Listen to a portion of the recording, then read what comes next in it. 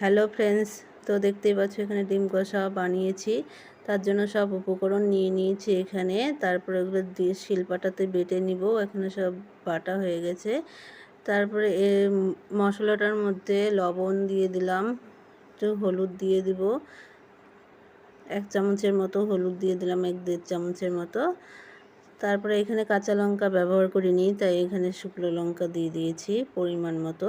আপনারা আপনাদের পরিমাণ মতো দিবেন। এখানে তেল গরম করতে বসিয়ে দিয়েছি, এখন ডিমগুলো ভেজে নিব। তো লবণ দিয়ে দিলাম, একটু হলুদ দিয়ে দিব।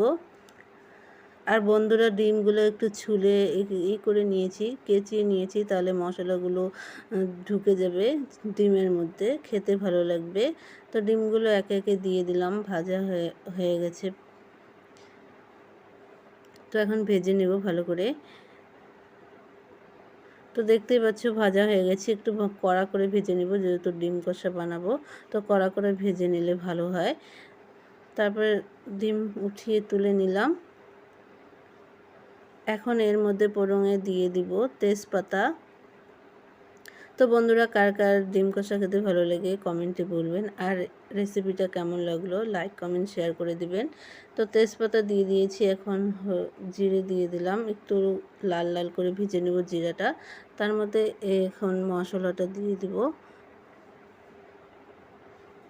তো এখন জল দিয়ে ভালো করে কষিয়ে নিব। জল দিলে তো মশলাগুলো পুড়ে যায় না, তো জল দিয়ে কষিয়ে নিলাম। এখন ভালো করে কষা হয়ে গেলে এখন জল দিয়ে দেব যতটা পরিমাণ। যেহেতু যেহেতু করে বানাবো, কষা বানাবো, তাই বেশি একটা জল দিব না, হালকা করে অল্প একটু জল দিলাম, 1 বাটির মতো।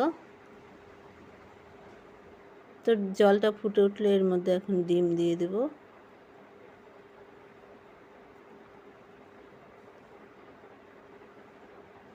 ঝোলটা একটু শুকিয়ে আসলে নামিয়ে নিলেই হয়ে যাবে। তো একটু জাল করতে 10-15 মিনিট জাল করব, যেহেতু ঝোল আছে একটু ঝোলটা শুকিয়ে নিতে হবে। তো বন্ধুরা, কে কীরকম আছো কমেন্টে জানিও। আমিও খুব ভালো আছি। তো ভালো লাগলে লাইক কমেন্ট শেয়ার করে দিবেন, সাবস্ক্রাইব করে দিবেন, যাতে আমি আবার নতুন নতুন রেসিপি নিয়ে আসতে পারি, তোমাদের সামনে পৌঁছে যাবে। তো দেখতে পাচ্ছ